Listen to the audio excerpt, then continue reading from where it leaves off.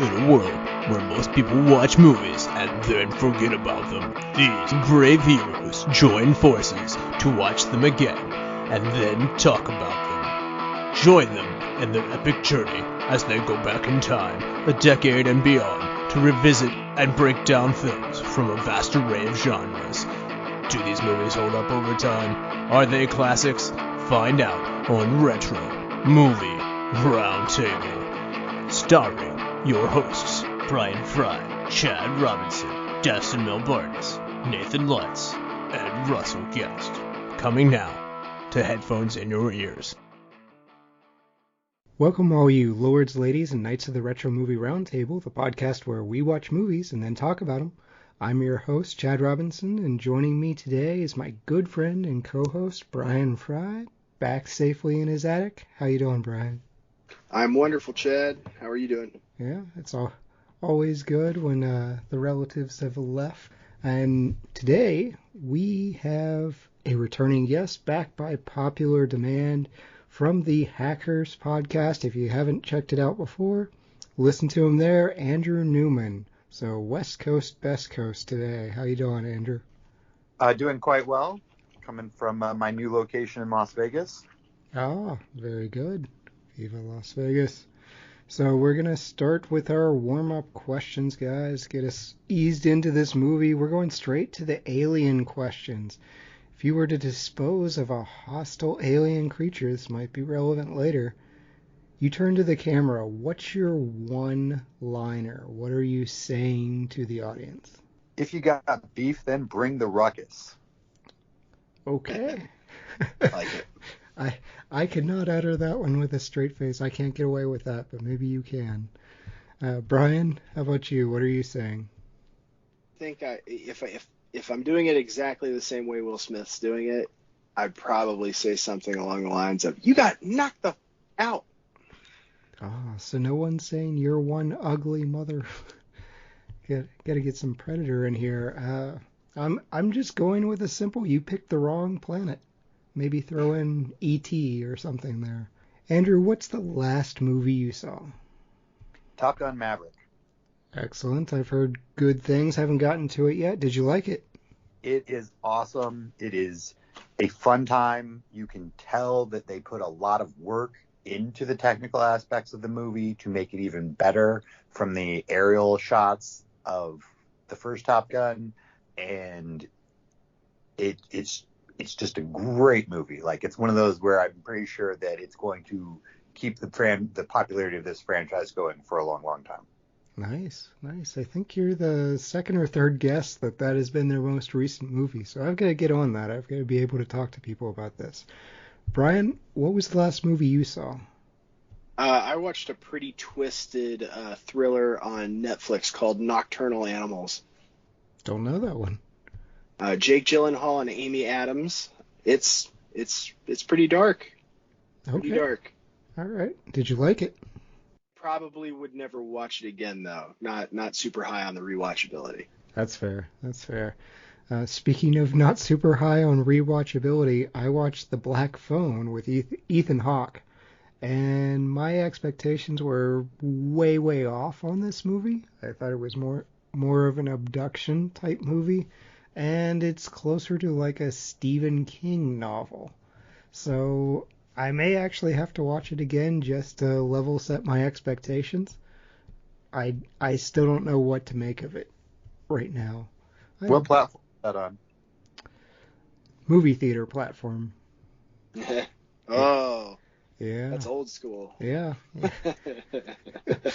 I'm an analog man in a digital world. So, Bryan, we've talked about it a little bit, but what movie are we covering today? Today we celebrate our Independence Day. Excellent. 1996. We've got Will Smith, Bill Pullman, Jeff Goldblum, Mary McDonnell, and a host of other people involved. Doesn't mention Randy Quaid. Come on, Russell. 1996, budget of $75 million. The amount grossed is $306 million domestically. It's number one in 1996. Movies that placed ahead of it, none, but right behind it was Twister. So 96 was a great year for these types of movies. IMDb rating, it gives it a 7.0. Rotten Tomatoes, the critics are pretty hard on this movie, 67%. The audience likes it more at 75%. It did win an Academy Award for Best Visual Effects. It was nominated for Best Sound, wins 3 Saturn Awards, 8 nominations. It does get nominated for a Golden Raspberry, Worst Written Film grossing over $100 million. That seems like a very targeted category, but they can do that. And it won or was nominated for 5 MTV Movie Awards, because that's relevant. I absolutely love that this gets tied in with the movie Twister, because so many people tweeted that Bill Pullman had died when it was in fact the guy from Twister. So there was this whole thing for a little bit, and I'm blanking on his name right now. But Bill Paxton. Sorry, thank you. So everybody thought Bill Pullman had died, and it was Bill Paxton. And there was this like darkly funny back and forth on Twitter when it happened, where he's like, "No, you're thinking of Bill Pax, man." Other Bill, yeah. Yeah. So anyway, the fact that you brought up Twister in relevance to a movie with Bill Pullman, I just had to toss that in there. Yes, they are wildly different actors. Yes, they are. And for Independence Day, we'll start with you, Andrew. Had you seen this movie before? If you had, what was your expectation revisiting it now? So I watched this movie opening weekend when it came out. I was living in Oregon at the time, but visiting my best friend in Colorado. And I remember his mom taking me, him, and his 2 other friends to go see it, and how awesome it was then. I probably watched this movie at least 10 times. I know that I've watched it prior to rewatching it for this. In the past couple of years, I've watched it at least like 3 or 4. But, when you're watching it like that, you're just having a good time. And, doing it for this, you really focus in on some things a lot. And this movie lives up to the expectations. It is such a fun movie. You've got so many great actors. And to me, the plot doesn't drag. They keep things moving at a pretty brisk pace. And it's just so much fun to watch. Plus, instead of people being, antagonistic towards each other, we get to be antagonistic and, kill aliens. So that's fun. Absolutely. So we've got an opening weekend plus 10 or so times. Bryan, can you beat that? Have you seen Independence Day? And if so, what were you expecting revisiting it? Yes, I've seen Independence Day. I have it and its sequel. Oh, no. Yeah, it was a little rough. Yes, I love Independence Day. This was a great movie. I remember seeing it as a kid. I remember being like, whoa. I would say that this was probably number 2 behind Top Gun for, aviation fight sequences. I would say that there was a good chunk of time there where, Fox 2 became a fairly used expression just for firing missiles. So, I don't know. I really got into this movie. And I understand it has limitations, but none of those things matter to me. Yeah, and I got to this one in opening weekend as well, but the difference for me is I didn't revisit it. And I think as I got older, I got scared of revisiting it. I went and watched Teenage Mutant Ninja Turtles 3 about 3 or 4 years ago, and I immediately had to text my father and tell him I'm sorry, because he took me to see that in theaters and it is garbage. But this movie... Go Ninja, Ninja, go. Go Ninja, go. Yeah, that's the second one. That's the second one. Which has problems. The third one is the time-traveling samurai one. I know, I just wanted to quote Vanilla Ice. Yeah, that's fair. I mean, that... Yeah, you gotta quote LL for the first one.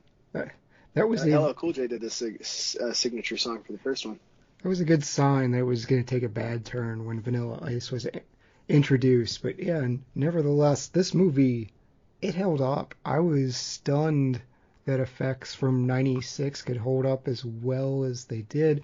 I mean, we covered Hackers together, and some of the effects there, kind of laughable today. Now, they were doing something that was just, they were trying to predict the future. That's really hard to do. Versus, hey, we can display aliens. But nevertheless, the practical effects on this really held up for the most part.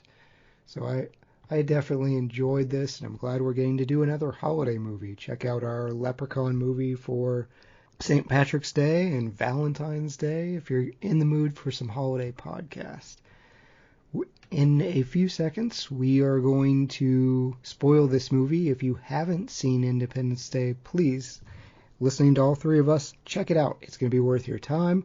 Maybe don't check out the sequel, but we're going to take a quick break, and then Brian's going to spoil this movie. Welcome to the All 80s Movies Podcast. I'm Bill.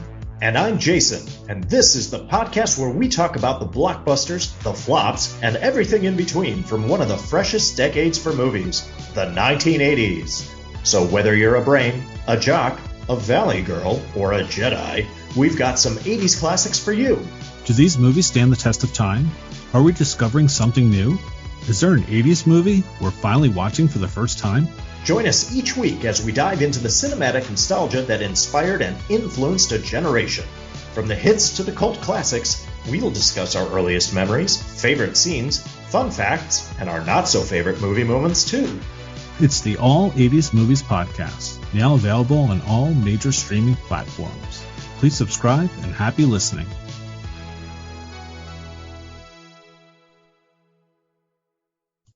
And we're back. This is your last chance if you haven't seen Independence Day since 1996. Put us on pause, go watch the movie. Otherwise, Brian, help us out. Spoil this movie for us. The film centers around a trio of characters who are bound together by fate over one 4th of July weekend. This happens to be when the world realizes that it's not alone in the galaxy. The alien race introduces itself by positioning its ships about major cities around the world, synchronizing their attacks. David, an MIT graduate and cable repairman, arrives to work to find the countdown to the attack signal embedded within their cable satellite system. He rushes to tell President Whitmore, a man who he thought at one time was sleeping with his wife, the news.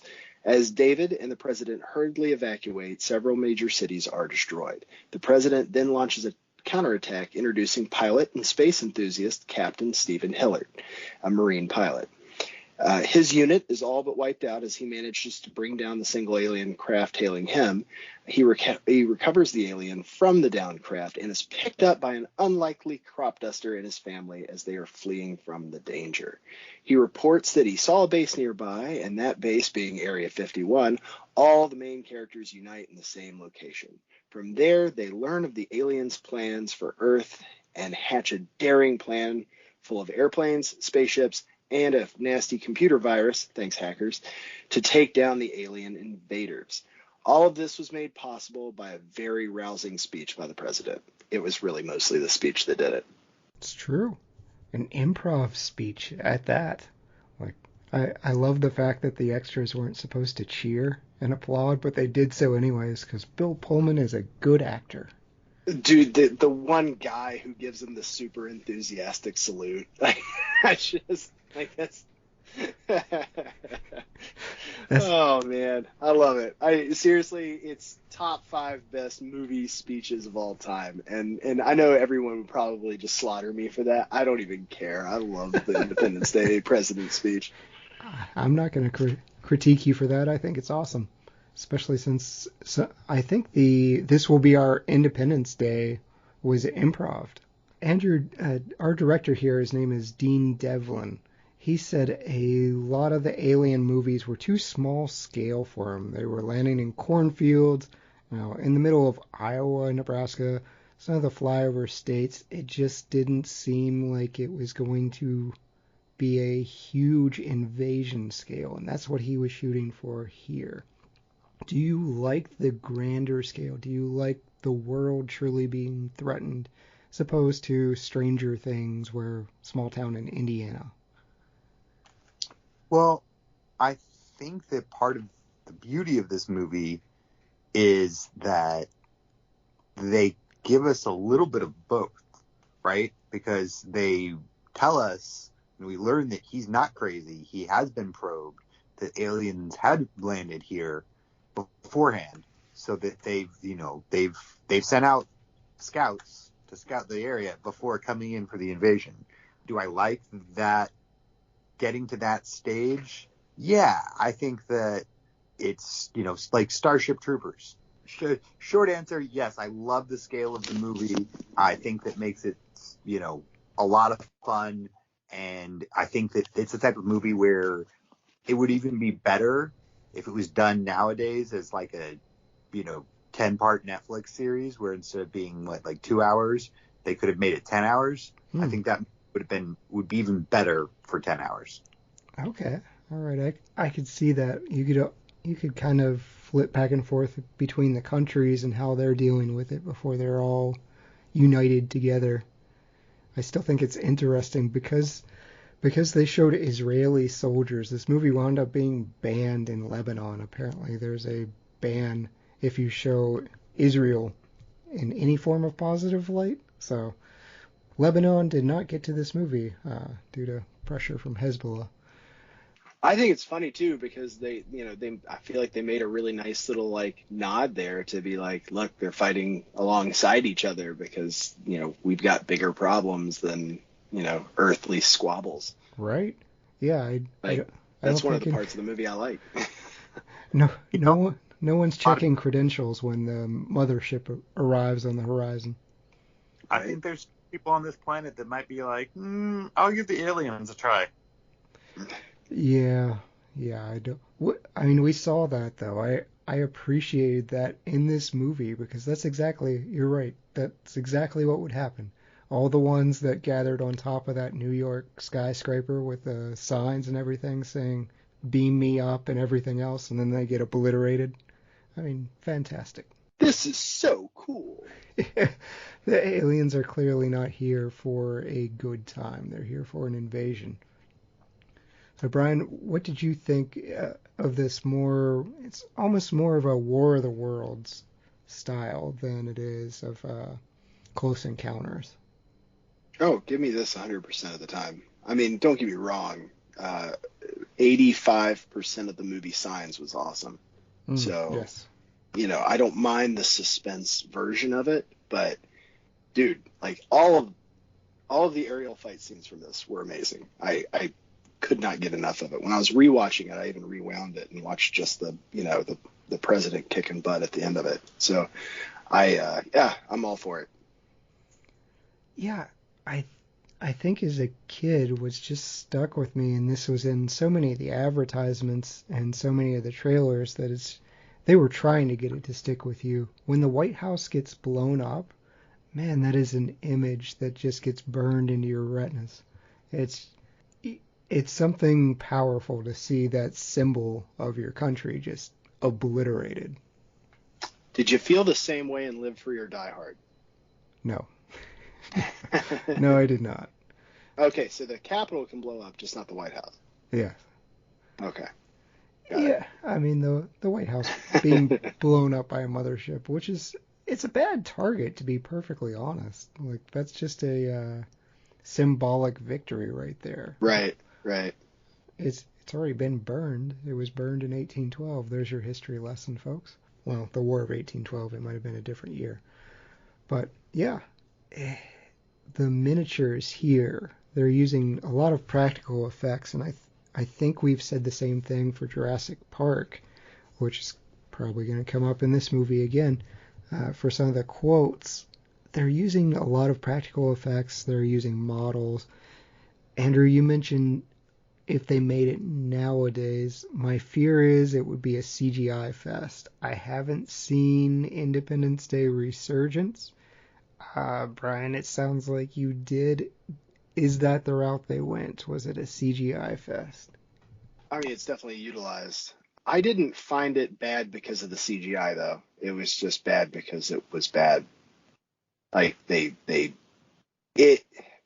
Basically, it's the evil version of Top Gun Maverick. It's the way not to do it. So, yeah, it was one of those things that it wasn't bad because that they trounced upon what made the first one good. It was bad just because they probably hurriedly made something. It was a money grab.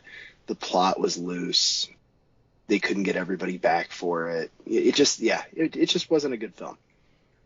Well, you're talking about quick turnarounds. My goodness, this movie, looking into it, the script was written in 4 weeks and it had 72 days of filming. That doesn't scream the quality that we got here. Knowing those numbers, does that surprise you that what we got was one of the biggest summer blockbusters ever? Guys, this is the kind of results you can expect from President Thomas J. Whitmore. Bill Pullman for president. Whoa. I'd vote for him. Oh, I would 100% vote for him. And I was more of a Paxton. Dude, if he really did run for president and he got up on stage at a rally and then did the Independence Day speech, I'd be like, yep, you got my vote. I mean, I can't see. I guess George H.W. Bush actually was a fighter pilot, and I don't know if they were basing some of this on him at the time, but I can't see, because we keep nominating 70 to 80-year-olds for president. I can't see any of them jumping in a fighter plane and fighting off the aliens. I just want to say that if he does it this next go around, he'll be, he'd be 70 when he took office. Bill Pullman? Yeah. Okay. All right. He's 68 years old. Okay. Well, that is within line of what we keep voting for and electing. So. And he's got a great beard right now. I mean, it's just, it is hermit level beard. He will need to shave that down for his presidential run. All right. We talked about the script being very short turnaround. We've also got a lot of storylines here. We have Will Smith's storyline. We have the president's storyline. We have David, who is our resident hacker, Jeff Goldblum's character. We have Vivica Fox as Will Smith's girlfriend. Her story kind of converges with the president's wife. And then we have Russell Cass, who I still don't know. This movie, I don't know whether I believe him still. I don't know if this movie is trying to exonerate him, but I don't know that I believe that he was actually probed. I think he is genuinely crazy. But we've got all these storylines put together. I want to say something about that real quick. Sure. Why? Just because he got probed has nothing to do with whether or not he's crazy. Wouldn't you think getting probed by aliens would be more prone to make a person crazy? Absolutely. I just don't know if it's a chicken or an egg here. Like, was he crazy and imagined being probed, or was he probed and then made crazy? So I don't know. It seems like Vietnam, there was a lot of trauma there. So who knows? The boy likes the sauce. Yeah. Yeah, who knows with that, but as far as our characters, we've got all these different storylines that are converging eventually on Area 51. Andrew, do you like splitting this up so we've got so many different storylines that are coming together? Yeah, I think that's a great way to do it, because it can be overdone in movies sometimes, but I think in this particular case, it all comes together in kind of a brilliant way, because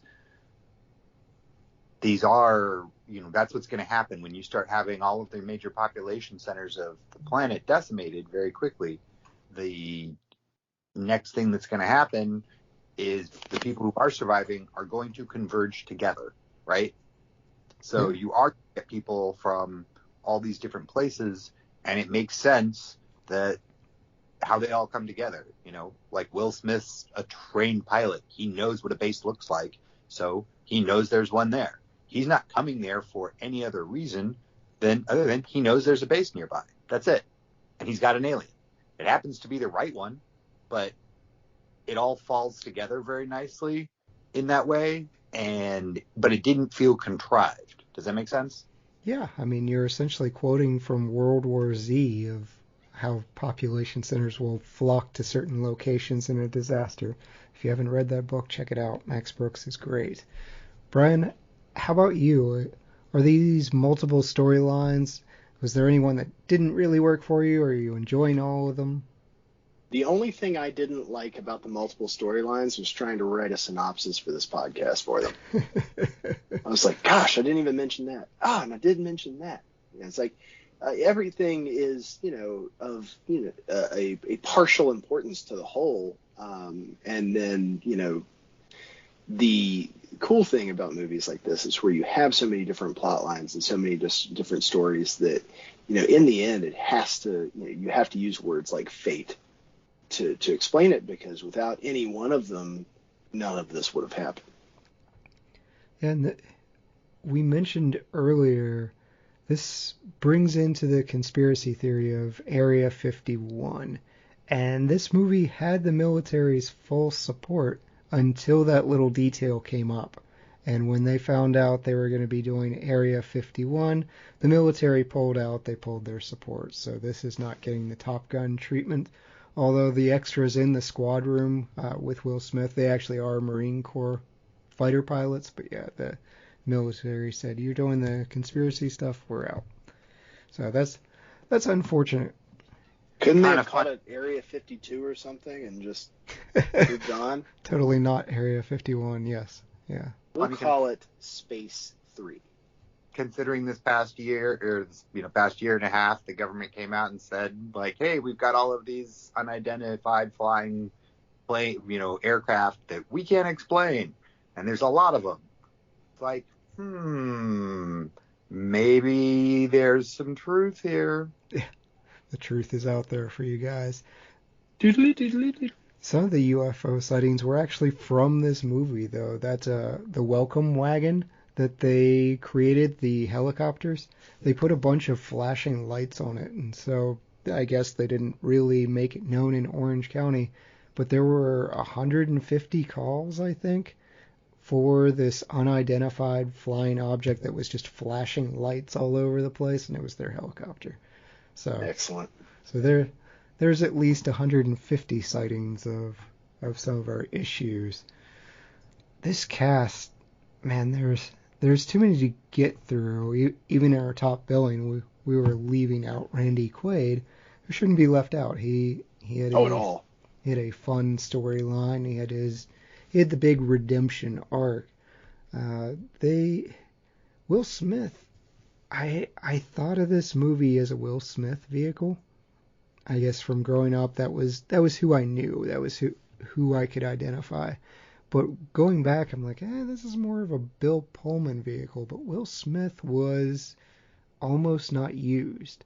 Dean Devlin and Roland Emmerich were the ones they said Stephen Hiller should be a black man.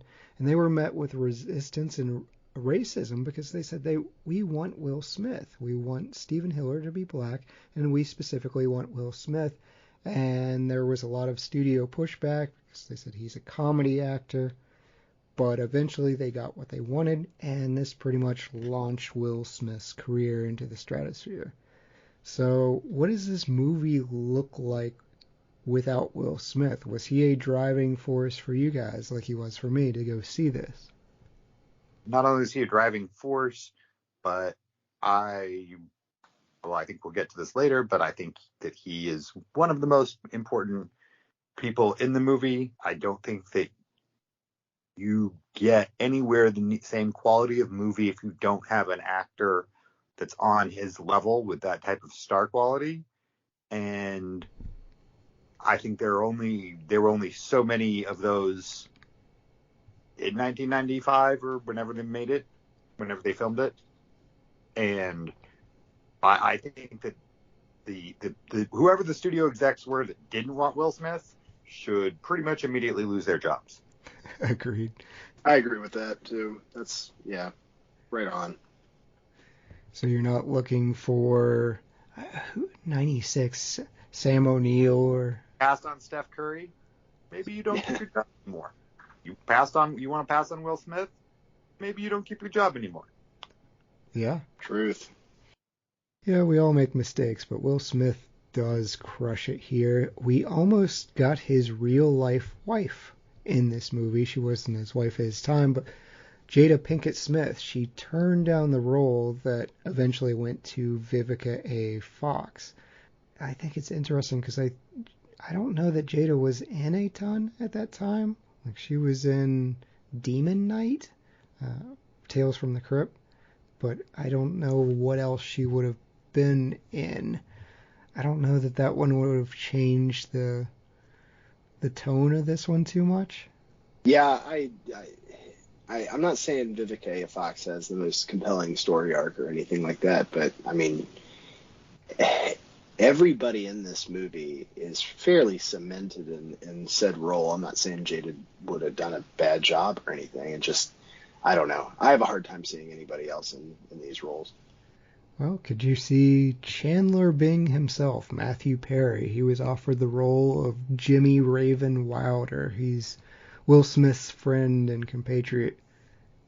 Can you see him in this role? I could, but I absolutely love the character as portrayed. I would not have made that change. So you like Harry Connick Jr. I do. Andrew, do you want Chandler Bing in this movie? Harry Connick Jr. is one of the actors that I don't understand why he's not in more stuff. Yeah. Anything he's in, he does a great job. When he was in Will and Grace, he's fantastic in that.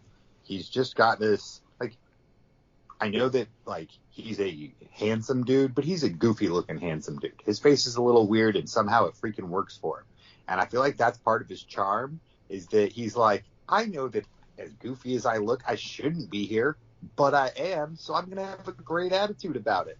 Like, I know I'm standing next to Will Smith right now, and it, like, why is this happening? I don't know, but I'm going to have fun with it. Yeah, Chandler would be distracting for me. Yeah, I know Matthew Perry could be other characters, but primarily his movie roles, he was playing Chandler Bing. I like Harry Connick Jr. here, but don't feel too bad. Matthew Perry's dad did get a role in this movie. He is a Secret Service agent. That is Bennett Perry. Oh. We have one more alternate timeline casting. Here's something that I know you guys are just going to jump on. You're going to be so excited for. Matthew Broderick as David Levinson, the role played by Jeff Goldblum. Hard pass. I'm a big I like Matthew Broderick. I do too. And I'm a big Jeff Goldblum fan, so you're actually throwing me a decent curveball here because I could see Matthew Broderick really doing that well, but at the same time, Jeff Goldblum is so fantastic in the role that you don't really want to spoil it taking a shot with somebody else. But I could see Broderick doing a lot with that role. I'm offended you even considered it.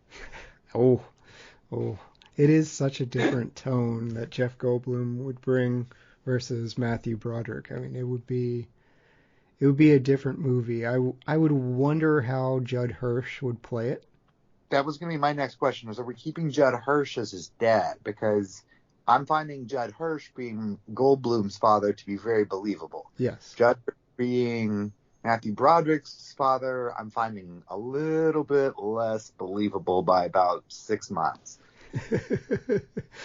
Yeah, there's definitely a different dynamic there. I do like Judd Hirsch and his time with his son. I thought that was all a whole lot of fun. So we've got our film creators. We've got Dean Devlin, who is our producer, but he also wrote this film. He wrote it with Roland Emmerich. Like I said earlier, he disliked movies where aliens were in low-key invasions. He wanted a grand-scale invasion. So that's how he started with Independence Day. I feel like he was heavily influenced by Star Wars. There's a lot of Star Wars-esque shots. Andrew, you mentioned some of the scenes as well. There's a lot going on here where his ships just have that scale that we get in A New Hope when you see the first Imperial Star Destroyer. His other works, Universal Soldier might be the first big-ish one in 92. We have Stargate 94, Independence Day. He does Godzilla with Matthew Broderick, so he does get to work with Matthew Broderick. Unfortunate for him. In Godzilla, Then he does The Patriot, probably the most accurate historical film of all time. Sorry, I wanted to make a comment about Godzilla real quick, because I had actually been thinking about Godzilla earlier when Andrew was blasphemously considering replacing Jeff Goldblum. I actually really liked Godzilla, with the exception of Matthew Broderick. I think the only Matthew Broderick movie I've ever liked was Glory. Oh, man. Did you just not include Ferris Bueller's Day Off? You know, it's one of those movies that I thought was funny the first time I watched it, and then I just never watched it again. Friendship over. Right. These are some smoking hot takes. Yeah, I gotta throw you guys some hot takes every once in a while. How do you not like Ferris Bueller's Day Off? Oh my god. I didn't say I didn't like it. I said I thought it was funny the first time. I just never watched it again.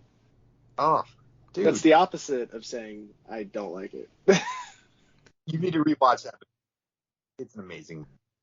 And what about Broderick and the producers? That's true. Was he a driving force in that, though? Yeah. Yes. Okay. He is our director here. He is also responsible. He went back to this well, and 20 years later, with the Independence Day resurgence, has done Midway and Moonfall. I haven't seen those, but yeah, he's got quite a few blockbusters. Real quick, did you guys? I'm not saying it's historically accurate, but did you enjoy The Patriot?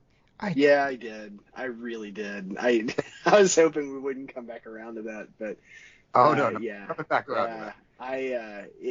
I tell you what, I probably have. I've watched The Patriot in clips hundreds of times. Like, I will watch the hatchet scene until burning a church. Basically, just before then, I will watch that chunk of that movie pretty much on repeat. So yeah, for context, I have a master's degree in early American history up to the Civil War. So the Patriot is something that I really have to make a concerted effort to ignore everything on screen and just get some popcorn, because it's painful. But it's still a fun movie. I will give you that. I'll give it. I enjoy it.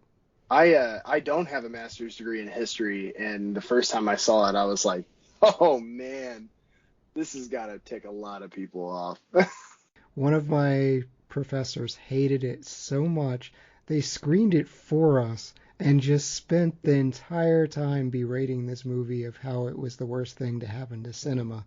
So I've got a little bit of that just always in the back of my mind.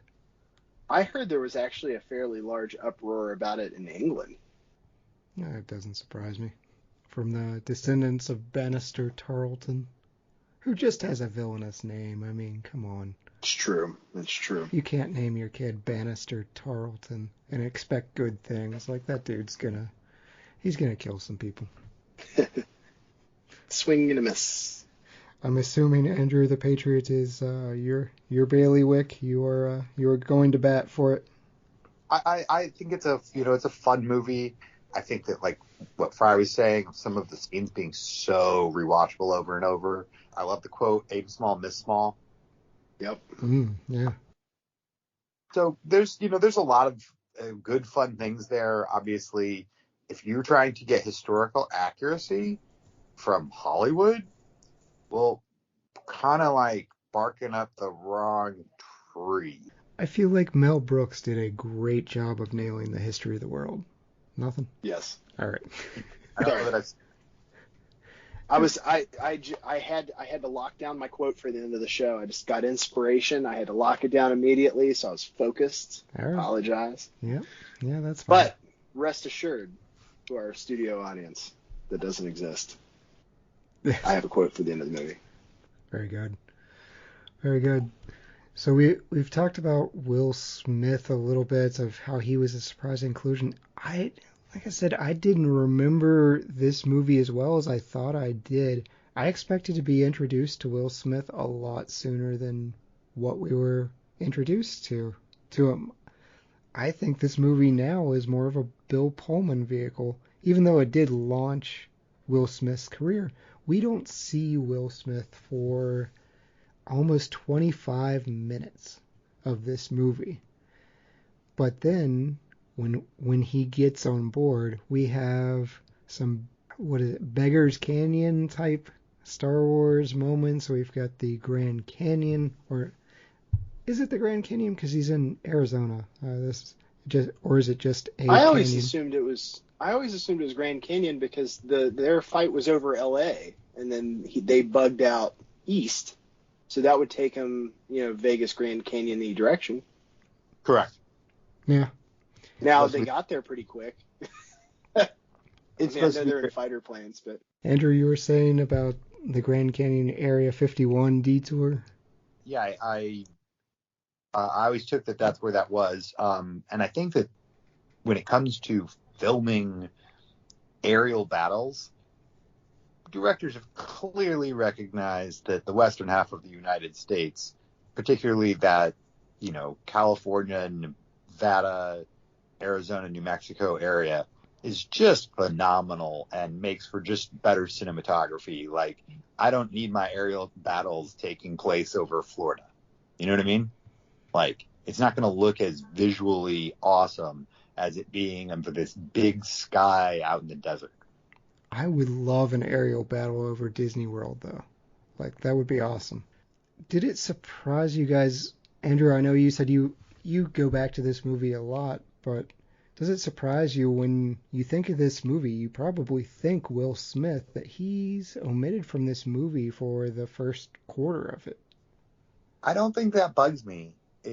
I think that I know the movie well enough and the setup that, like, I don't need my star to just be put on screen for the heck of it. Like, let him come in when it's appropriate in the story, and then let him star, and that's what he does. Like, I'm sorry, but to me this is a Will Smith movie with, Jeff Goldblum second. Okay. Bryan, are you okay with your big star setting out a quarter of the movie? Oh, 100%. I don't think that someone necessarily has to be. This is a three-headed monster for me, with a 0.5 if you want to include Randy Quaid in this, because he does start fairly early. It's Goldblum and Bill and Will, and it's nothing without all three of them. Agreed. Yeah, it focused more on the politics, and that caught me off guard. I kind of felt bad for the struggling president who, rightly or wrongly, kind of needed this moment because he was floundering in the polls. He was ineffective, and it takes the world getting invaded and things being blown up for him to find something that he's good at. It's not. I don't think it's necessarily something that he's good at. I just think it goes into like doing things you believe in, and that sort of piece where she said he lacks ambition, and he just knows how to help, and then he does it. I don't think there's anything wrong with a guy just going out and saying, I have a degree from MIT and I'm happy doing what I'm doing. Like, why crap on a guy for doing something he likes? Yeah. And so our film is, we've got quite a few different locations, but the fun part for me was Los Angeles International Airport. So they're filming on Los Angeles International Airport. It's delayed several days, and for folks that are old enough, Ted Kaczynski is the reason. There was a threat from the Unabomber. They did wind up reusing the sets from American presidents for the White House interiors, and then that gets reused again for two wildly different movies. So we have Nixon and Mars Attacks, which is probably my favorite juxtaposition of movies to just throw in there. Like, these are the sequential movies that reused Independence Day sets. Mars Attacks is fun. This actually convinced Steven Spielberg, too, who is going to be doing a War of the Worlds movie. He decides not to get involved with it. This was just such a big thing. I think it delayed Mars Attacks by a year, so Independence Day just took over everything. Obviously, Spielberg revisits War of the Worlds. We get Tom Cruise in it. That was, early 2000s? Yeah, sounds right. It doesn't work as well. Doesn't work as well here. So our aliens, these are not the aliens I think we were expecting. They're small and in kind of suits. I don't want to say people in suits because they're not, but these aliens kind of have almost like mechs, I guess. Do you like the design of our small little alien friends here? I think there's a weird kind of balance beam you have to do where people expect aliens to look a certain way, and then you also want to be original. And I think that's where your bodysuit armor, it's much more sinister looking than the aliens themselves. So X-Files went at aliens in a very traditional way, and I think that anything that happened in the 90s dealing with aliens had to basically divest itself in a fairly major way from that. Andrew, do you like our aliens? We mentioned Signs earlier. I think of that as just excellent alien design. Do you like the Independence Day aliens? They're okay.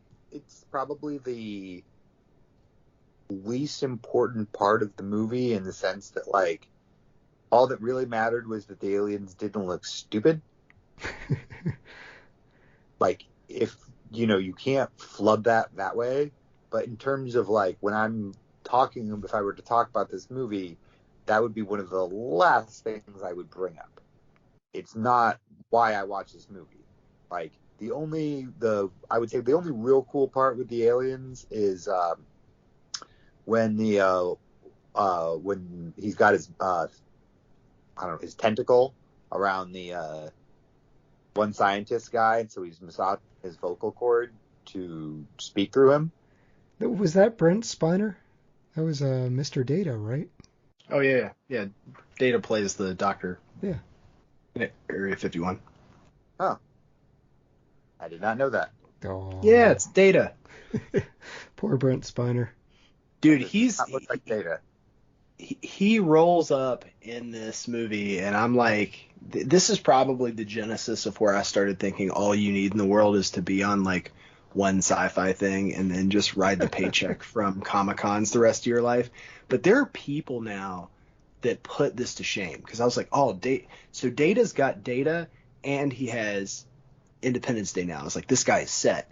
But now you got guys like Jason Isaac or Moon Knight, Oscar Isaacs, and you're like, oh my God, this guy's got X-Men, he's got MCU, he's got Ex Machina, he's got Star Wars. Yeah. Like, this dude, like, if there's a Mount Rushmore of people you could get for Comic-Con, Oscar Isaacs has got to be like 1 or 1B. Samuel Jackson. Yeah. Samuel Jackson would probably be up there too, but I'm telling you, like, he's checked off. If he was in a Star Trek anything, he'd be done. Like, that's GOAT. That's GOAT level. So if Oscar Isaacs gets anything in Star Trek, GOAT level. I feel like Chris Pine's now angling for MCU as well. Right. It's interesting. I hadn't thought of it that way, but yeah, there are a lot of people that are in minor horror movies that keep popping up, and I see them for Comic-Cons all the time. It's like, oh yeah, you were in this. I mean, you'll always have like fan favorites where, all you need is that one role, and that's awesome. I'm blanking on the guy's name, but he was in Alias, and he's Wexley in the pilot in Star Wars, the Force Awakens, Snap Wexley. Anyway, Grumberg, I think is his last name. Anyway, I knew him from Alias, and he's a big J.J. Abrams guy, so he gets cast in a lot of smaller roles with J.J. Abrams.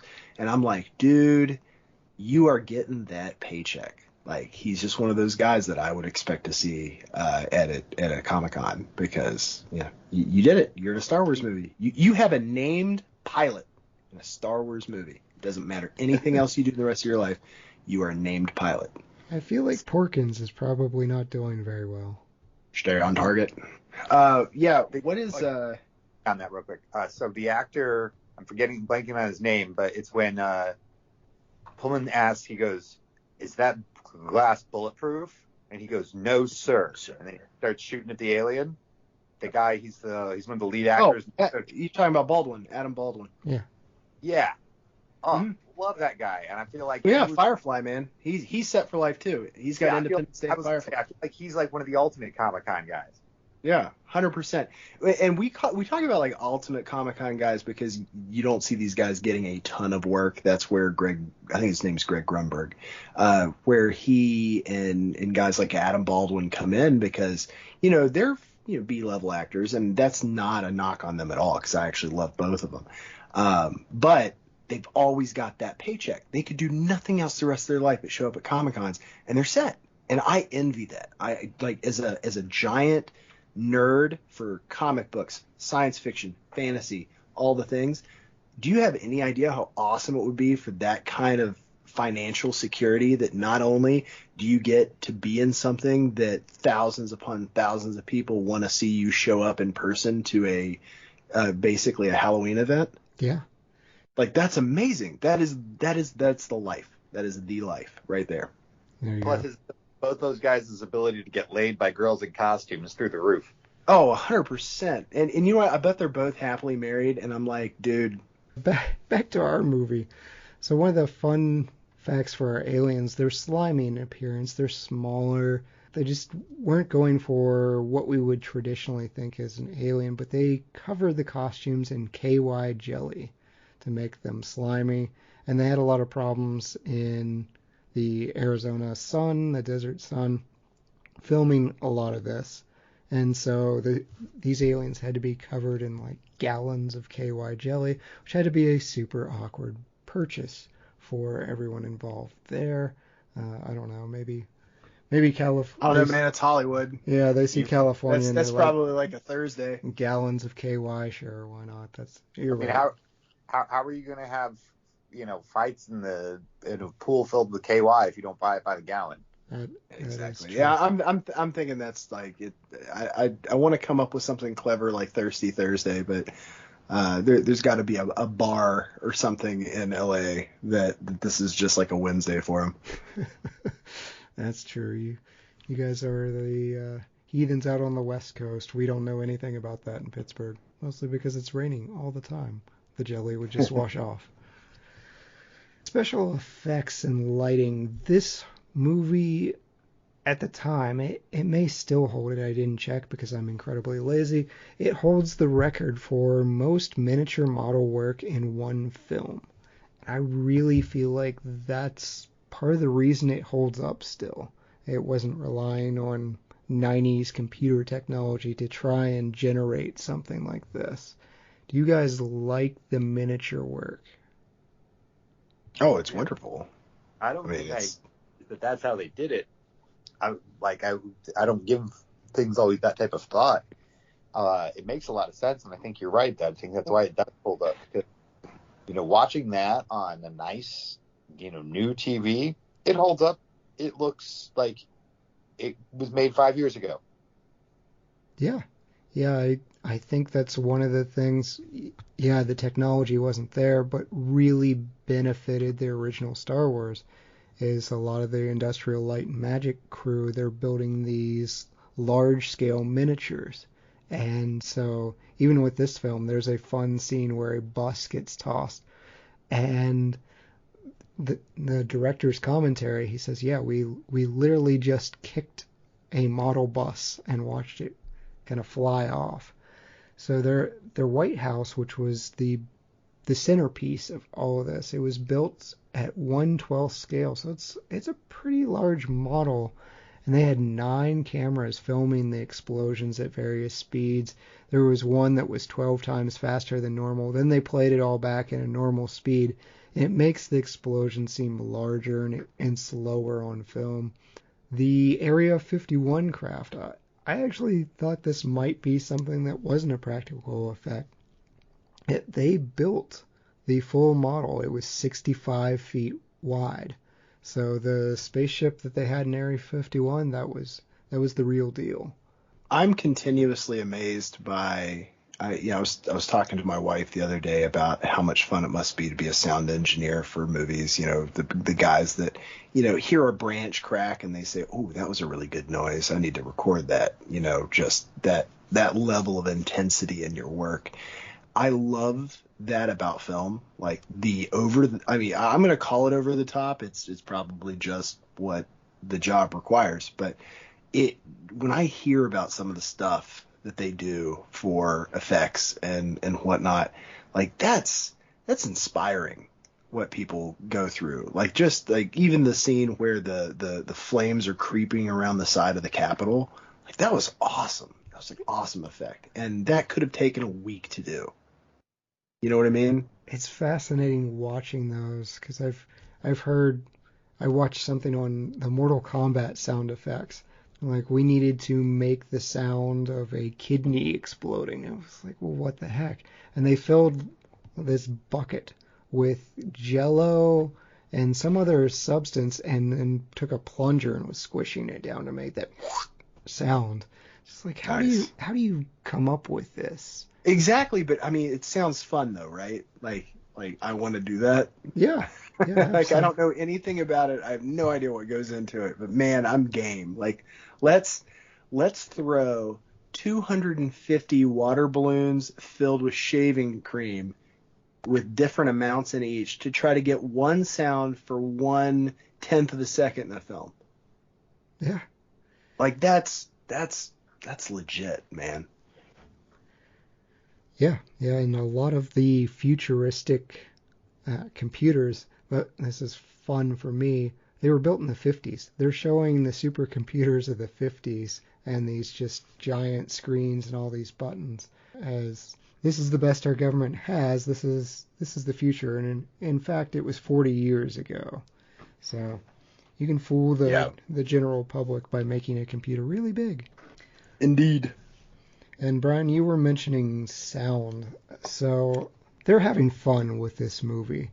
At the very beginning, during the invasion scenes, there's a drum rhythm, and it's beating out Morse code letters. And those letters for the drums in Morse code are D-I-E. Nice. The Simpsons episode where Sideshow Bob's, coming after Bart, and he has tattooed on his stomach. It says "Die, Bart, die," and he says, "No, it's German. It stands for thee, Bart, thee." Yes, they are German aliens.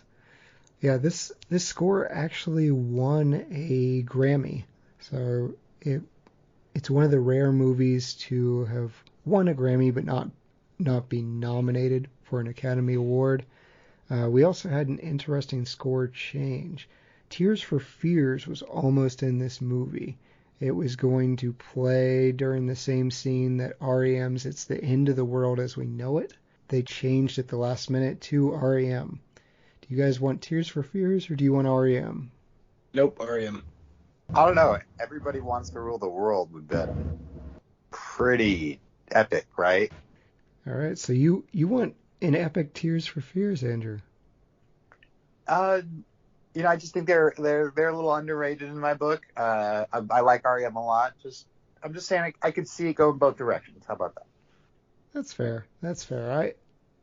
It's such a fun song for this movie that I lean towards It's the End of the World as We Know It. But yeah, I do like the Tears for Fears song. Did you guys find yourselves into this soundtrack? It's largely orchestral. I mean, it's definitely a recognizable one. Like if I were at a trivia night or something like that and they played a chunk from Independence Day, like I would definitely know what it was. And I think that puts it in good company. You get movies like Hunt for Red October, Top Gun. I know we brought that up a couple of times, but there are movies that, are, I don't want to say defined by their soundtrack, but greatly identifiable by that. Mm. To me, it's the soundtrack's nowhere close to the, Top Gun or Guardians of the Galaxy. But you'd still know it. Like, yeah. Well, first off, Guardians of the Galaxy is a compilation piece. I'm just talking about score-wise. It's a fingerprint. I'm not trying to rank them. But even Top Gun's got, like a wide variety of artists on the soundtrack for that movie, right? Right, but I'm just talking about from a score perspective. Like, okay, it's in that it's in that company. It's a poor man's. I'll give you that. Well, like I said, I'm not ranking it. I'm just saying you know it. Like if I played the Independence Day opening score, you'd be like, "Oh, that's a song from Independence Day." Yeah, probably. Yeah, that's all I'm saying. Yeah, definitely. So this is like a John Williams away from top tier score for you, Andrew. It needs that little bit extra. I'm okay with the score as it is. That's not why I'm coming to this movie. I'm watching this movie because I want Will Smith and Jeff Goldblum to entertain me, and because I want to watch aliens get blown up. Yeah, that's kind of reverting back to what drew us in the first place, I think. As we all watched the previews, we're like, Will Smith, Jeff Goldblum, we like them. White House getting blown up, this looks awesome. So you're right. Yeah, it doesn't have to have a top tier score, but I do think the score helps quite a bit here. I like everything that's going on. Is it something extremely memorable like Highway to the Danger Zone? Probably not. But again, you're going back to individual tracks. Right. Like I'm thinking about just pure, the score that was made for the movie itself. Well, is it Lord of the Rings? No, but it's still really recognizable. Right. And I think any film that has a fingerprint score, like where you can, and I'm not talking about the entire thing. If you play something random from the middle of the movie or something, sure, you don't recognize it. I'm talking about that title score song that they do for, whatever the opening is or whatnot. And that's good company to be in. Like, again, I'm not ranking it. I'm not saying this is number 3 in the best, movie scores of all time. Just the fact that it has that fingerprint puts it in good company. Agreed. Yeah, it won a Grammy for a reason. So it's doing its job. It created a memorable score for this movie, an identifiable one. So let's talk about other awards. It's time for our movie superlatives. These are our awards. Are you guys ready to hand out some? Let's do it. All right. Andrew, we'll start with you. Who is your MVP of Independence Day? Will Smith. Will Smith. Excellent choice. Everything I had said already, that was not much of a shocker to the listeners. I don't think it's particularly close. Not that other people don't do a great job, but he's got the most amount of scenes where it's just him, like it's him and the alien, and those stuff like that. And he's entertaining by himself, talking to a dead alien that he's dragging across the desert, or knocked out an unconscious alien. Could have been at a barbecue. Exactly. You know what line I forgot? It was directly after the Welcome to Earth line was the... That's what I call a close encounter. Yeah. Like, we didn't need that.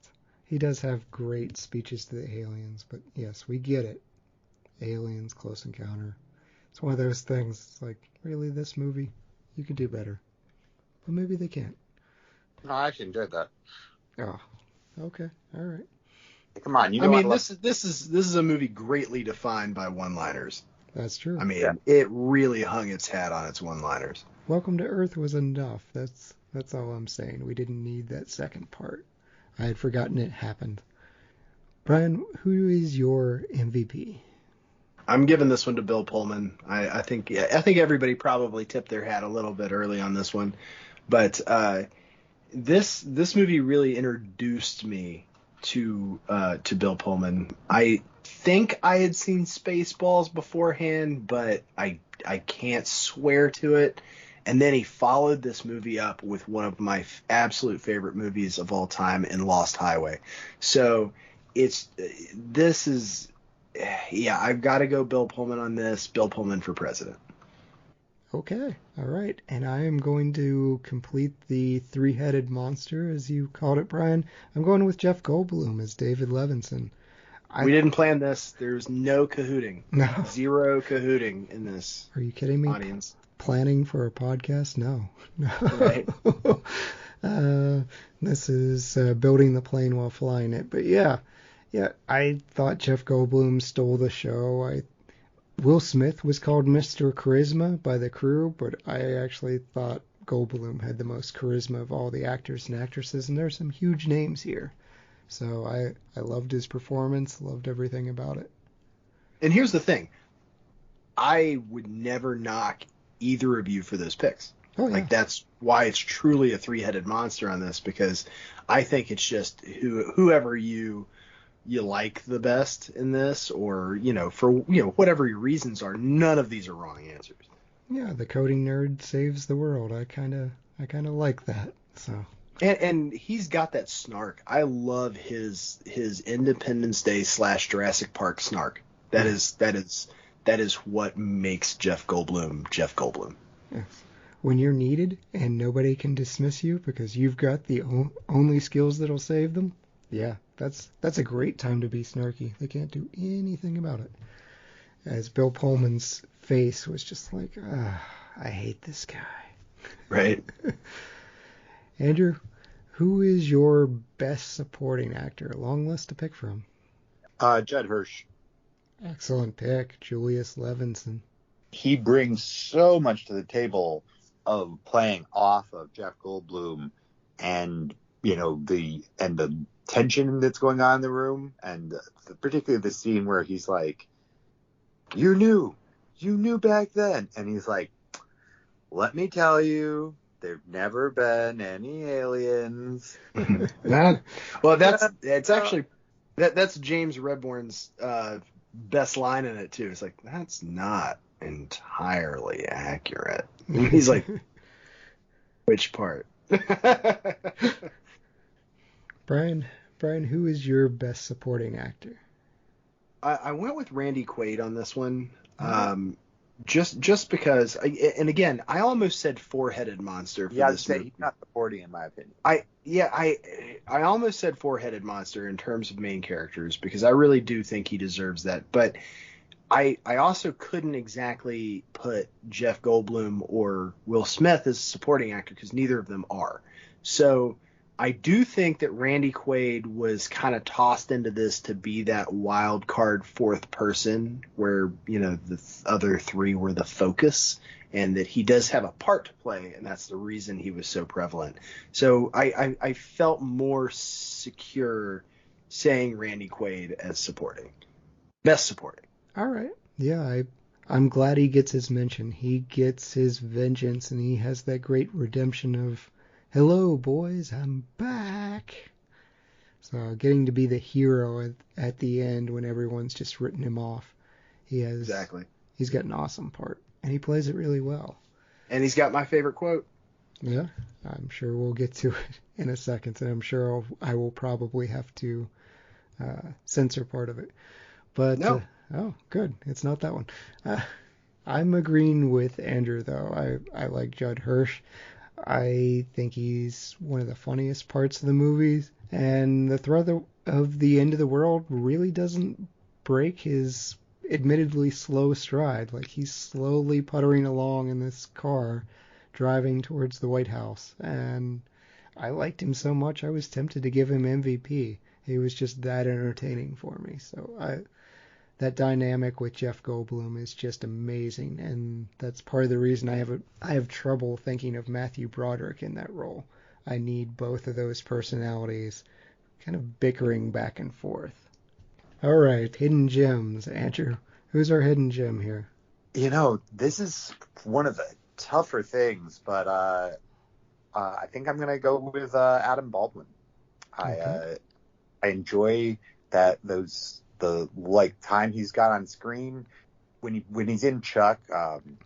One of the great lines from the show is, we're going to use everybody's natural talents, and guy turns to Adam Baldwin and he goes, your natural talent is your cop face. And Adam Baldwin sure does have cop face. Like, he does have cop face, 100%. And so anytime you cast him in a role where he's an authority figure with a gun, he's pretty much going to kill him, and he does. Excellent pick. I love the Chuck reference. Brian, how about you? Who's your hidden gem? Oh, Adam Baldwin is also mine. And this is where I was going to say, this is Mr. I'll be in my bunk himself, Adam Baldwin. Yeah, I mean, obviously this is the first thing I ever saw him in, and it's funny because you go back and I watched Firefly later and loved that show so much. And then I went back not too long after watching Independence Day again, and I was like, oh, it's Adam Baldwin. I had no idea what his name was when I saw it beforehand. You know what I mean? Like, I liked the character in Independence Day. Several years later, I watched Firefly. Love the show. Go back and watch Independence Day again, and I'm like, oh my God, it's Jane. You know what I mean? And I love it when that happens because you get appreciation for somebody for something else, and then you remember, or get reminded later on, like, oh, he's in this too? Oh, I even liked his character in this.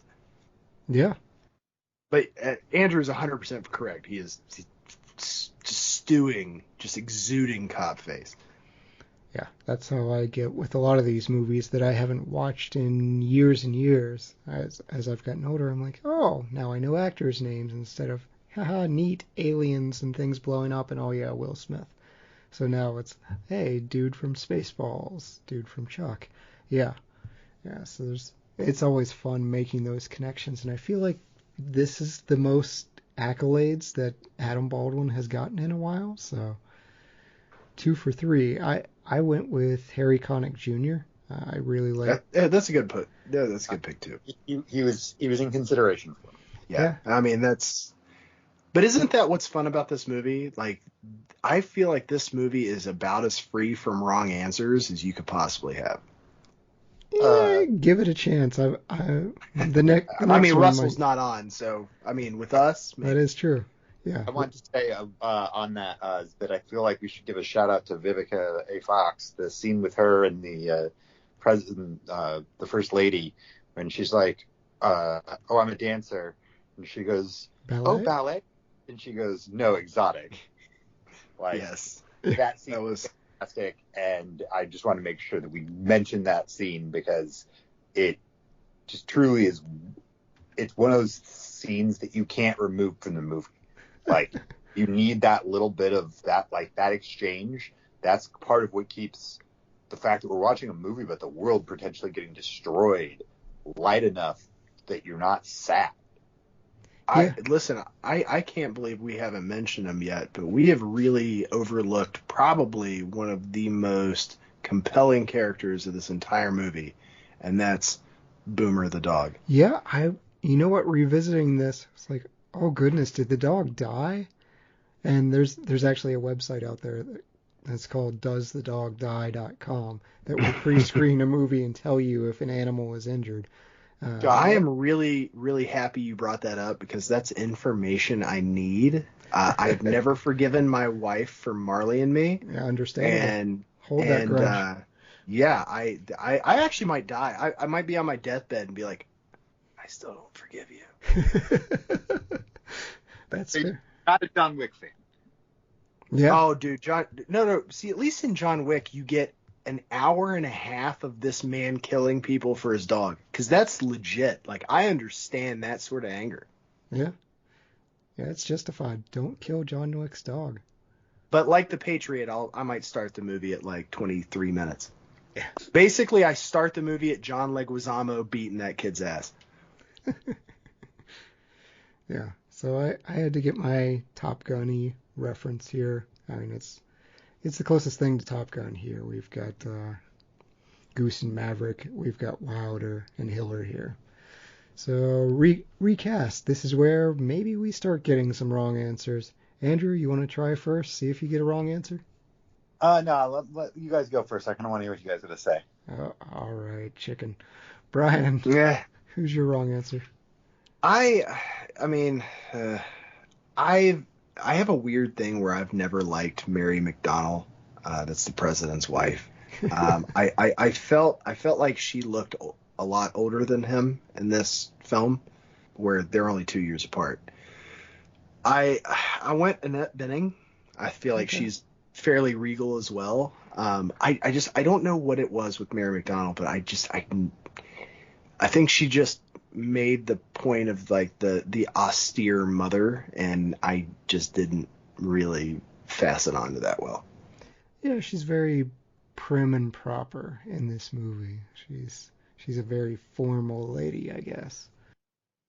Well, and I'll also say, like, she even managed to rub me the wrong way on the rewatch for the podcast, because there's the scene where she's in the hospital room in Area 51, and this is something that I only gathered after being a parent, but her daughter's hugging her, and she's like, "Take her away, I can't." And I'm like, who are you? You're about to die. That's the only thing you should be hugging right now. What the hell's wrong with you? I was offended by that, and that's not something I even like considered back in the 90s.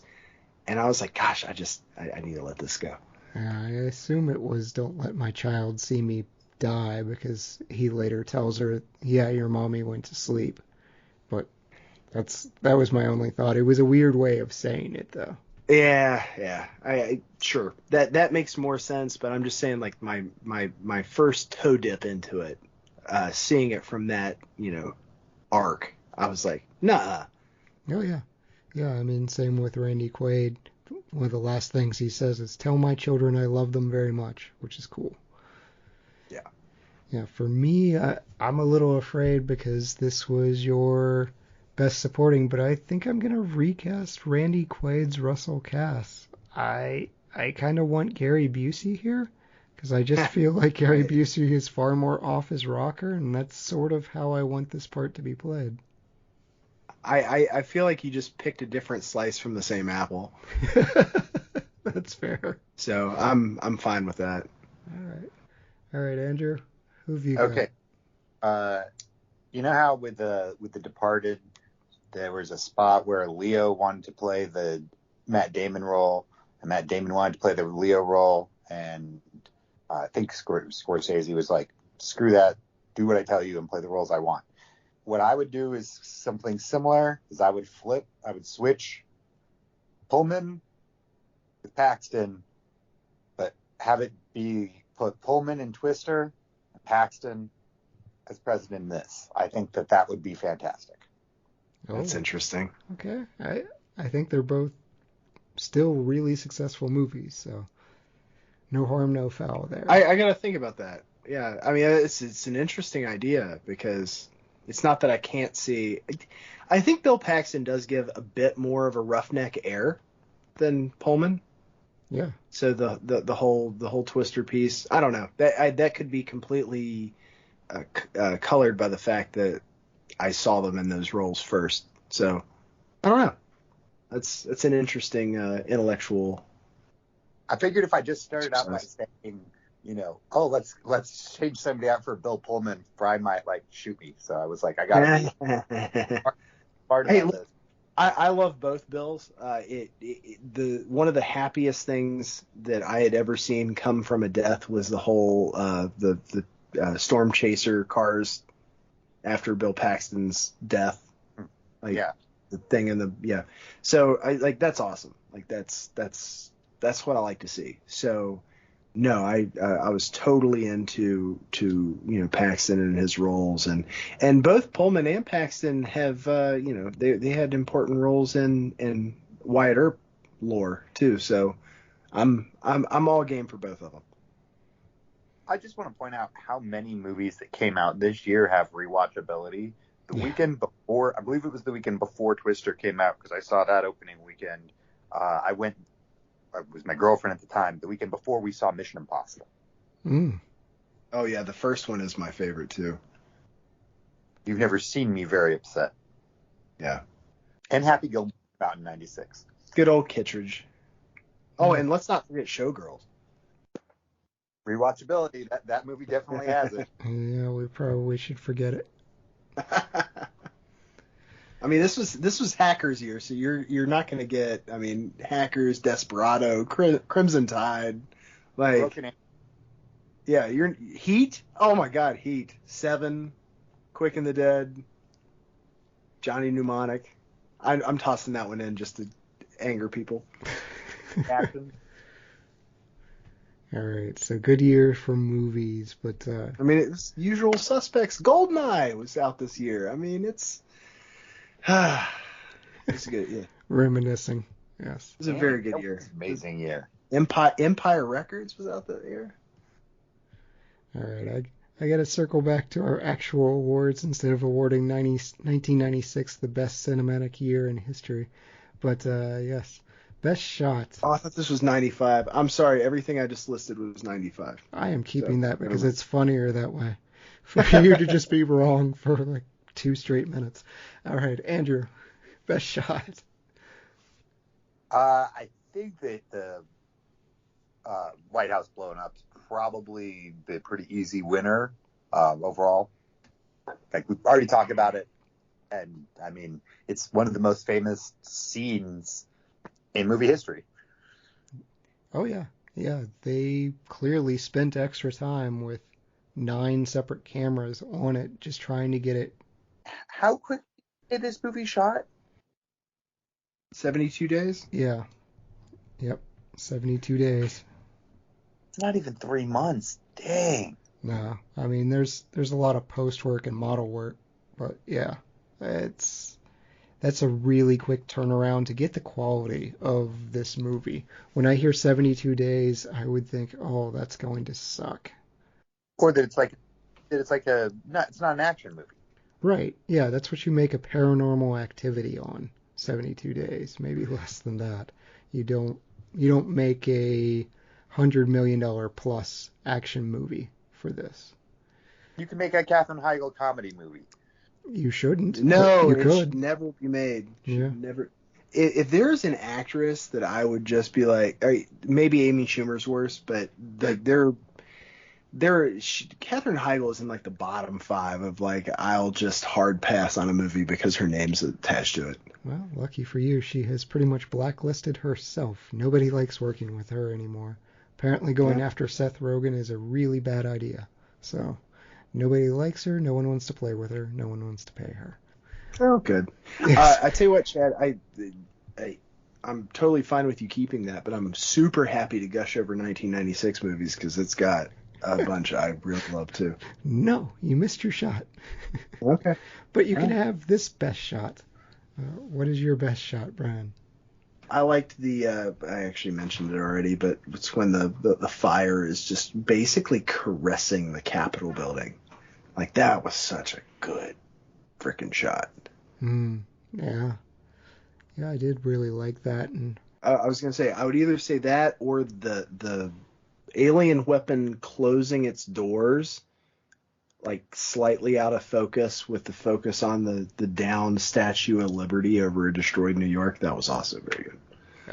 You got to get your Planet of the Apes illusion in there. There you go. Yeah, for me, it's the Star Wars shot. It is the mothership that slowly eclipses our entire screen, and we just get this massive scale, this menacing music, and it's just fantastic. I will never not geek out for giant alien spaceships. So that was awesome to me. Excellent. Best scene, Andrew. I think that it's tough in something like this because there are so many really, really top-notch scenes, but I was torn between 2. The what do you do? Oh, ballet's so wonderful scene, and the you knew back in the 50s, 60s. That's not entirely that scene that's my winner, but it was really close between those 2. That is an excellent scene. So you went. I'm surprised you've been building up Top Gun and everything else, but you went with dialogue-heavy scenes. I think that the dialogue in this movie is what carries it. Like, you've got Will Smith, you've got Jeff Goldblum, you've got Pullman, Hirsch, you've got Vivica Fox, like, you've got all of these people who Harry Connick Jr., who are really good. So there's spots where they let them act, they let them do their stuff, and then you get 5 minutes of stuff blowing up, and then you get back to letting them act, and they kill it. Yeah, I mean, that's a great point. Jeff Goldblum, most of his conversation with Judd Hirsch and with Will Smith is improvised. So they just kind of said, you know what? Go do your thing. Go be an actor, which kudos to the director for recognizing these are talented people. I'll let them do their thing within some form of structure, I'm sure, but what they got, I do feel like you kind of gave a crotch chop to all the critics there of the dialogue is what drives this movie, because that's what gets poked at the most by critics is the dialogue in this movie. That's unfoundingly unfair. I categorically disagree with everything that anybody has to say about the dialogue in this movie.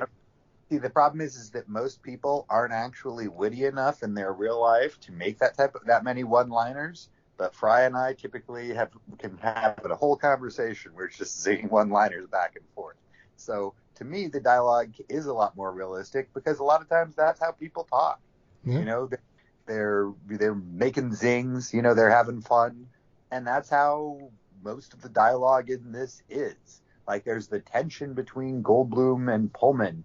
And, you know, you can, like, it genuinely seems like that Goldblum wants to punch him in the face. And I absolutely love the interactions between Goldblum and Will Smith later in the movie, where he's like, you really think you can fly this thing? You really think you can do all that bullshit you just said? Exactly. Like, that's I mean, that sums it up right there. Yeah. Forget the fat lady. You're obsessed with the fat lady. All right, Bryan. What about you? What is your best scene? President's speech, man. Come on. Right. I've been touting it the whole time. More dialogue, yes. That is awesome. All right, yeah.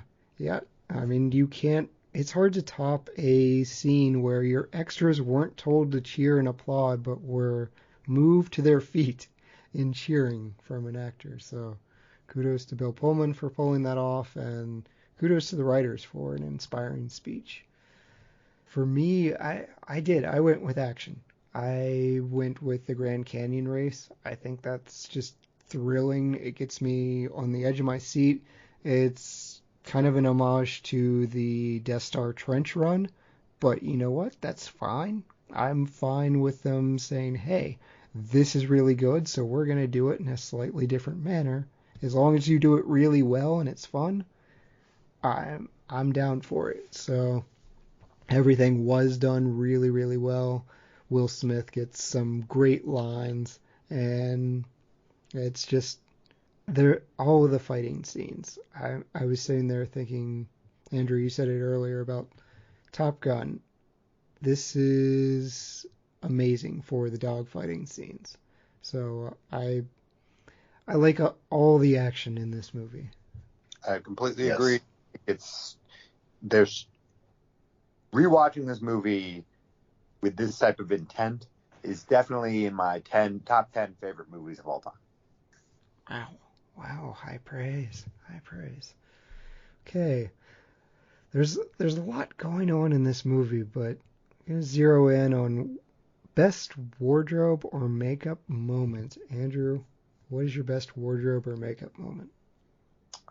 You know, I kind of thought that they did a pretty good job with trying to patch up the First Lady, you know, of not going too over the top, but making it clear that these people had just seen death and destruction.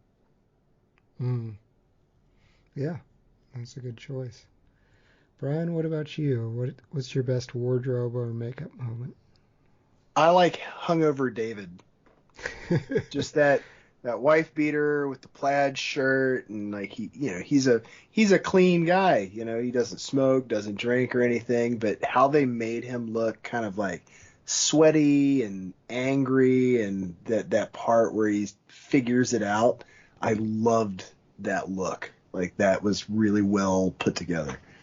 Yeah, his belligerence in that scene. Maybe if we destroy the rest of the planet when they're talking about nuking them.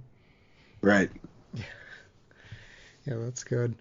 For me, I chose Russell Capps' pilot helmet, the old and dusty helmet with the goggles. That's just something, even not having seen this movie for 20 plus years, that stuck with me. That was the costuming that stuck with me. I could remember that very vividly. I think it's fun. It kind of makes him look a little crazy. It adds to the character. So that was the wardrobe that I chose. Change one thing. Andrew, what are you changing in this top 10 movie for you? You know, I don't really have something that I want to change very much.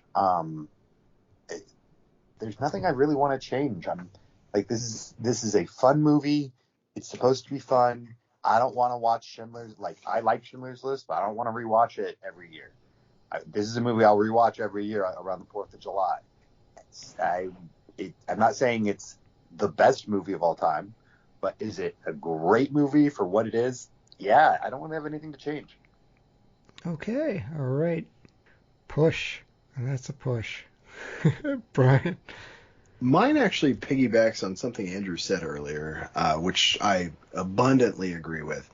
If this had been a miniseries or something like that, I would have loved to have seen the rest of the worlds dealing with this. Like, I understand it being Independence Day and it being a film, U.S.-based kind of thing, but I would have loved more from, give me an SR-71 over Russia. You know what I mean? Give me, what's going on over China. Surprise answer, which is part of my earlier answer. So. Okay. Yeah. So, I know I'm probably famous on the podcast for wanting more on films. It's not really so much that I want more. It's just that curiosity. One of my favorite shots was, the Israelis next to the Palestinians on that desert, floor, obviously fighting with one another against a common enemy. Like, that's some inspiring stuff. I just like it to dive a little deeper, Yeah, they actually consulted with the Israeli Air Force because they wanted to know basically how a ragtag or much smaller fighting force would be able to repel a larger invader.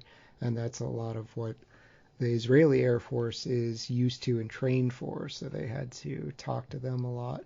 And it would be interesting. It would be interesting to get that television series of, okay, you're fighting Palestinians one day, and now you've got to put down the arms, figure it out, because there's a bigger problem, or you're both going to get wiped off the earth.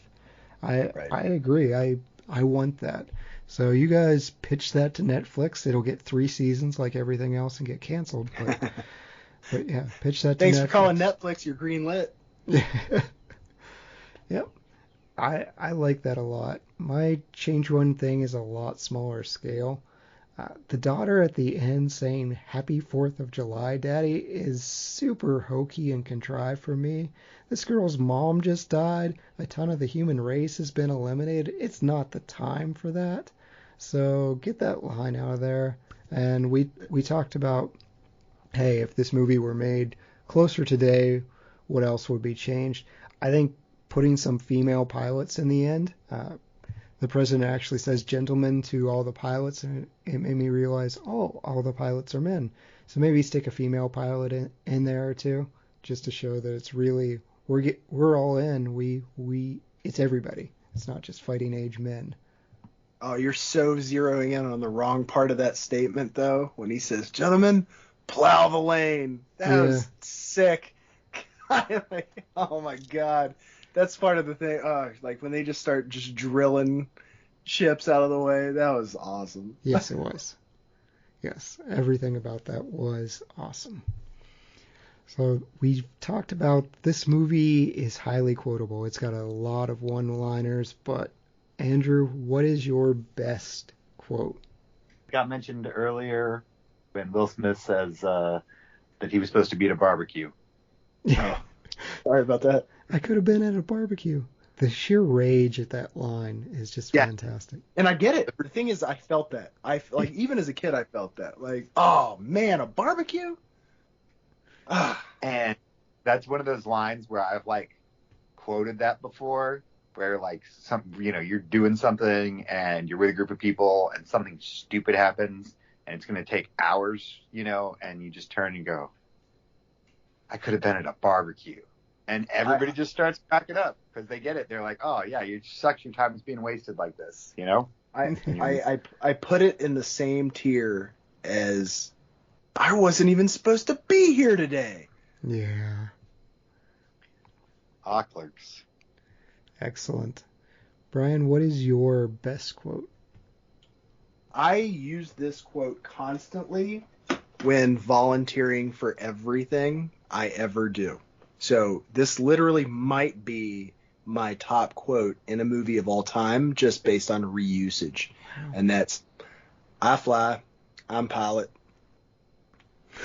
I say that all the time. Like, someone comes in and they're like, hey, who wants to do this? I fly, I'm pilot. Like, I use that as an affirmative statement so often based on that line from Randy Quaid that I'm not sure if I have a more used movie quote that I implement in everyday life. And now you're surrounded by people that are born after this movie was made and don't get that reference at all. That's fine. I don't care. I don't care at all. Fair enough.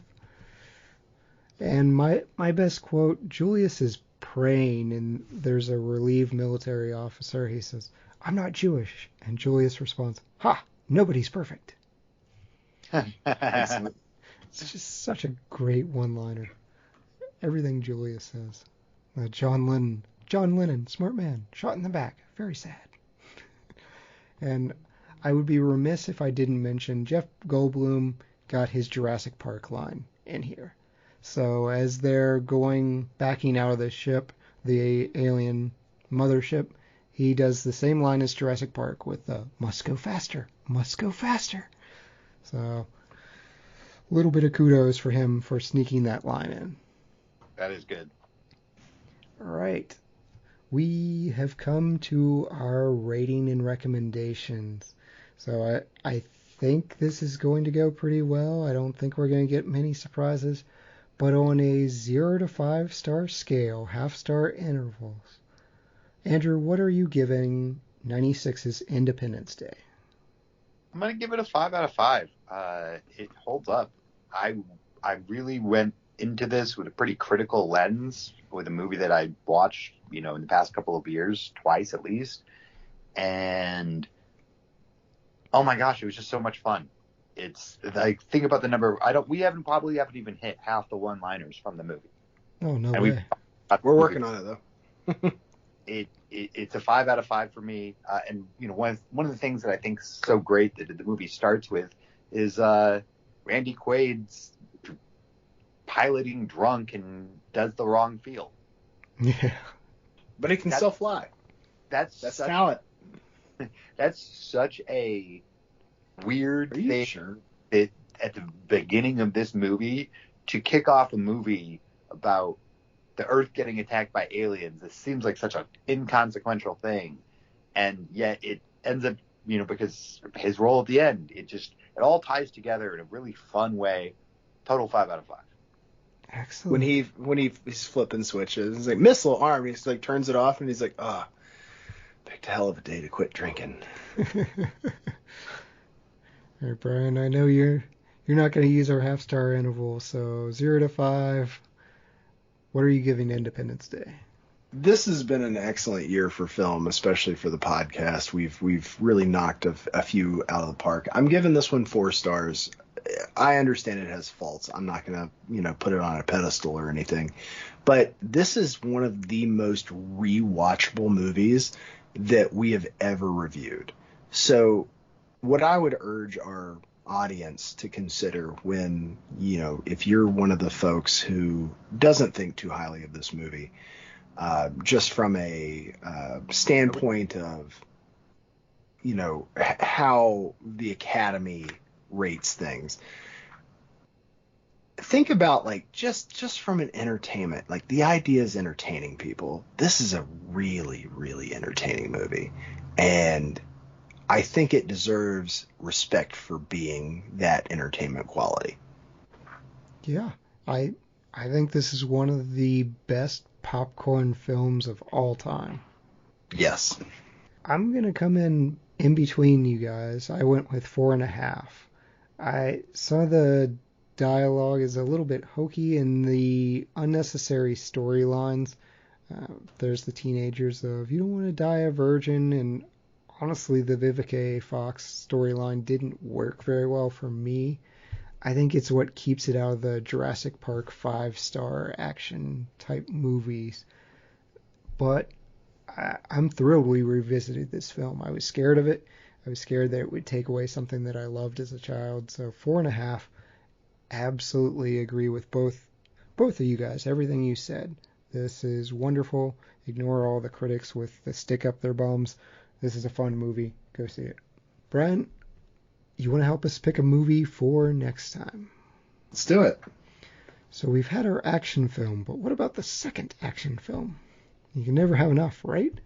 So we're going with 3 action films, all from the 2000s. Option number 1 is Domino from 2005, a recounting of Domino Harvey's life story. The daughter of actor Lawrence Harvey turned away from her career as a Ford model to become a bounty hunter. Option 2, The Expendables from 2010. A CIA operative hires a team of mercenaries to eliminate a Latin dictator and a renegade CIA agent. Or Option 3, Crank from 2006. Professional assassin Chev Chelios learns his rival has injected him with a poison that will kill him if his heart rate drops. I think we'll go with Crank. All right. Little Jason Statham never did anyone harm. Okay. All right. Looking forward to Crank as our next episode. Andrew, thank you for filling in. This has been an awesome time. I'm glad you enjoyed the movie. It's always fun talking to you. Oh, definitely anytime. Yep. And thank you, all the lords, ladies, and knights of the Retro Movie Roundtable. We invite you to reach out to us. We want to hear from you. Subscribe, rate, and review us on iTunes, Spotify, Stitcher, wherever you get your podcasts. Give us a like on Facebook. Follow us on Twitter at movie_retro. Email us at retromovieroundtable@yahoo.com. So producing and providing this podcast is fun, but it's not free. We invite you to support the show at our Patreon page, patreon.com/retromovieroundtable. Any contribution is very much appreciated and will go towards buying Ferraris for each of us. As always, thank you for listening. Be good to each other and watch more movies. Bryan? Would you tell me, please, Mr. Howard, why should I trade one tyrant 3,000 miles away for 3,000 tyrants 1 mile away? I hate you so much right now.